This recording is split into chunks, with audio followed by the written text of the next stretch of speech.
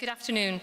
Thank you ever so much for inviting me to speak at this year's conference. And I know it's been a very large and very successful conference, so it is really good to be here and to see so many people from right across the housing sector in one room. Although you will have picked up housing's not in my title, I very much am the Minister for Housing, and I think for me it's a huge privilege. It's also a topic that absolutely complements the rest of my portfolio. I'm very conscious of the contribution that housing and regeneration makes to tackling poverty, as well as other portfolios such as the economy and health and social care. Today's conference is an important event for celebrating what's been achieved, but also to discuss the challenges that we face, the opportunities available, and the collaboration we need to build on to achieve more. I'm particularly looking forward to hearing the outcome of the Rising Stars Award, and I think that's a great way to encourage innovation and leadership in the housing world. However, I would first like to reflect on the success of the housing sector in Wales as a whole. And since I became Minister just 7 months ago, I've been so impressed by how much is being delivered. The Housing Act 2014 was a very significant milestone, and I'm encouraged by the scale of activity that's now underway to implement our approach based on preventing homelessness. Last month, I was pleased to designate Cardiff Council as the lead authority for the implementation of the new licensing arrangements for private landlords.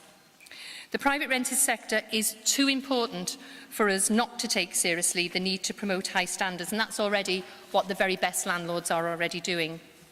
Also relevant to this sector is the Renting Homes Bill, which I recently introduced, and it's now commenced its scrutiny process through the National Assembly. At the beginning of this month, we exited the Housing Revenue Subsidy account system, stopping the payment of more than £70 million to the Treasury every year. This will enable the local authorities involved to increase the supply of new homes either through building themselves or working with housing associations. And I think this is a really important milestone, and I know very many people have done a great deal of hard work to get us to that position. We're currently scrutinising the outcome of the consultation process on our proposal to end right to buy. As a government, we do not believe in playing politics with social housing. We believe in social housing, and I firmly believe that right to buy and right to acquire should end. You've already delivered nearly 70% of our target of 10,000 more affordable homes just during this Assembly, and of equal importance, we're just 500 short of our target of bringing 5,000 long-term empty properties back into use.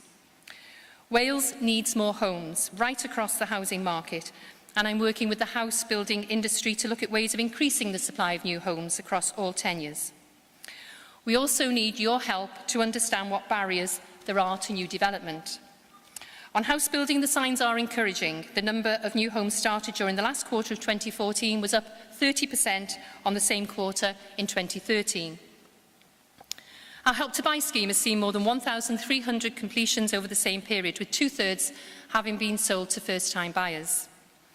I want us to build more homes so housing is more affordable and so we can put a roof over people's heads. We all recognise building homes also delivers other positive benefits. It creates thousands of jobs, as well as training and apprenticeships opportunities. Investment in housing stimulates economic growth and is an important sector of our economy. However, if there was ever a time to rest on our laurels, it's not now. One of my big challenges is how we can maximise the contribution housing investment makes towards tackling poverty. This is even harder when financial resources available to us have reduced so significantly. But the good news, as far as I'm concerned, is that a lot of the answers to the challenges we face on poverty are right here in this room. I don't just want to celebrate the successes of the housing sector to make you all feel good. I want to harness those successes in support of my commitment to tackling poverty in Wales. With budgets under pressure, we only will really make a difference for our most disadvantaged communities if we take a critical look at our existing programmes. We need to focus on investment where it makes a difference in the long term. That means looking very hard at the way they are delivered and being very clear on the outcomes that we want to achieve. The Supporting People programme, for example, becomes more, not less, important. However, so does the challenge of making supporting people even more effective, particularly how we evidence impact and by focusing on preventative interventions. I will do all I can to protect the supporting people budget, but I will need your help and your support to do that. In the current economic climate, we're going to need new and even more effective partnerships. There needs to be better links between supporting people, vibrant and viable places, families first, communities first, and Flying Start. Each of these programmes is making differences for particular groups and individuals. However, the work we've carried out over the past 12 months shows there is some duplication. I believe we can achieve better outcomes with a much clearer and focused approach. We've put in place a common outcomes framework to begin this work, and I very much want to work with you to achieve it. I'm also interested in the work you do on health and social care, both preventative and in terms of services and accommodation. This is fundamental to how we meet the increasing demands on the NHS and social care.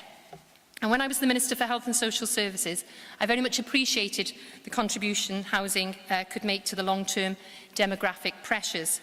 And now that I'm Minister with responsibility for housing, I've become even more convinced the contribution housing and our other preventative interventions make are not just nice to have, they are absolutely essential.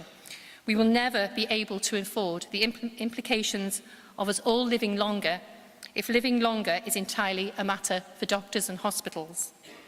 So developments such as the Intermediate Care Fund, the work of our care and repair agencies and our Supporting People programme have all helped. And I want to see even more developments in this area, and I'm encouraged to see this has been on the conference agenda. So thank you once again for all your work, and congratulations on the successes of the housing sector over the last year. And my thanks also go to CIH for organising such an important event. It's very important for me and for my officials to continue to work very closely with you in partnership over the coming months. And I think we're in a very good place as far as that partnership and joint working is concerned. And that's important given the very significant challenges we all face. We will need to be even more successful in future if we are to battle against poverty. And I am confident we will. And with support from all of you, I am sure we will. Thank you very much.